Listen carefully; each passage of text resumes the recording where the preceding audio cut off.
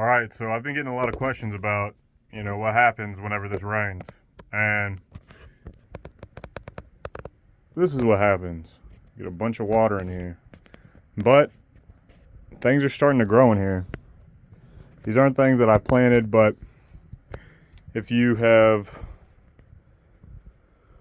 studied the latest literature on what it takes to make things grow efficiently, they need root mass. So I'm gonna let all this stuff grow out. This henbit, and think there might be some just wild lettuce, and I'm not sure what that is, but I'm gonna let it grow out. When it gets long enough, I can just cut the top off and keep that root mass in there. But the root mass will send out signals to bacteria in the soil to produce certain minerals so that the plants can thrive. And the more root mass you have, the more efficient it will grow. So I'm gonna let all this just grow out. I might just cover it with like plastic or something like that, maybe even just to kill it off whenever I don't need it and before I start planting what I really want to plant. But yeah, this is it. So I've got posts in. These are going to be the attachments. I'm going to attach it to maybe like probably right here. Attach that pole right here to there to there. Then I'll just cut that off, that top off. And then I will just add sticks, add them down. Well, no, I might do it up to here. Either way, I'm gonna add this pole to these two posts here, and then I'm gonna put sticks behind them. That should give me a retaining wall for all of this. And really, with how heavy it's been raining, I'm surprised that it hasn't really crumbled.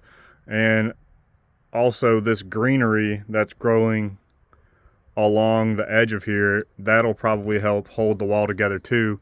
But I still want to get some sticks through here. Eventually, I'm hoping that I can maybe grow something that I want on the sides of the walls. Maybe I can like grow cucumber or beans or something like that along the sides.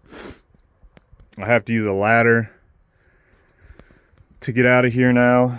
I've kind of made some clay steps because this is really hard. That's just clay now, and this is holding water because it's just clay. So I have been finding these frogs in here. I don't know if you can see them,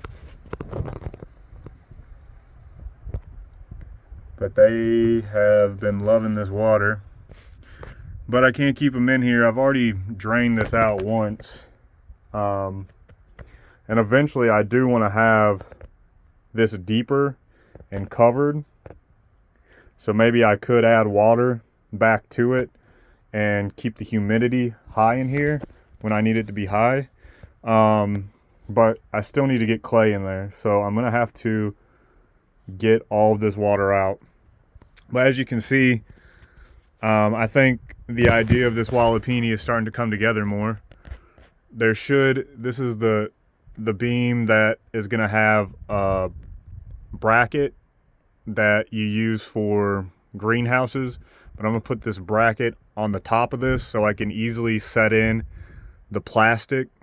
It's like a bracket, and you have wigwag wire, and you set the plastic underneath the wigwag and it holds it tight. And then I'll probably just pull it tight on both sides and bury it with sand, and that should keep it taut.